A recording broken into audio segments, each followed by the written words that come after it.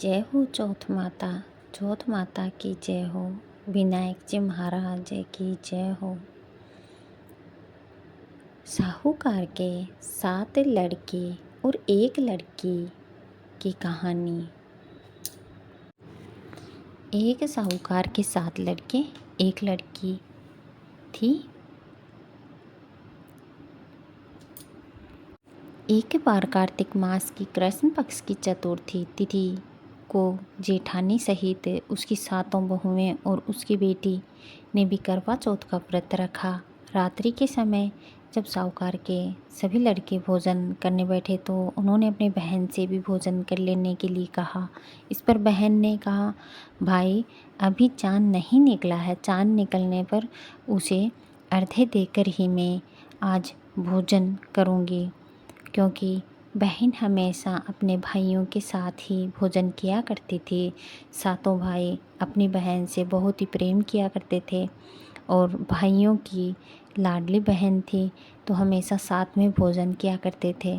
इसीलिए उस दिन भी अपनी बहन के बिना उन्होंने खाना ग्रहण नहीं किया।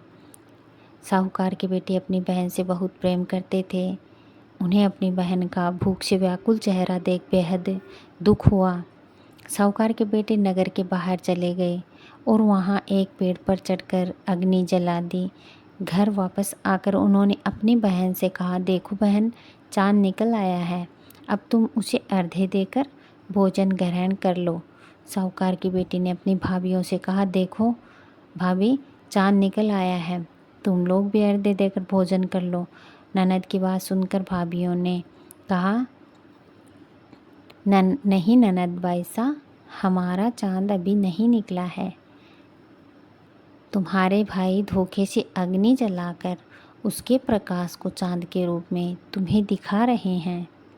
साहूकार की बेटी अपनी भाभियों की बात को अनसुनी करते हुए भाइयों द्वारा दिखाए गए चाँद को अर्घ्य देकर भोजन कर लिया।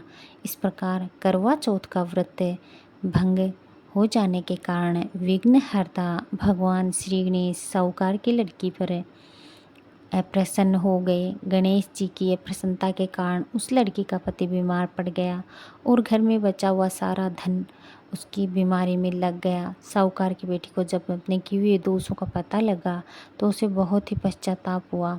उसने गणेश जी महाराज से क्षमा प्रार्थना की और फिर से विधि विधान पूर्वक चतुर्थी का व्रत शुरू किया। उसने उपस्थित सभी लोगों का श्रद्धा अनुसार आदर किया और तदुपरांत उनसे आशीर्वाद ग्रहण किया। इस प्रकार उस लड़की के श्रद्धा भक्ति को देखकर एकदंत भगवान गणेश जी ने उस पर प्रसन्न हो गए और उसके पति को जीवन दान प्रदान किया। उसे सभी प्रकार के रोगों से मुक्त करके धन संपत्ति और विभव से युक्त किया।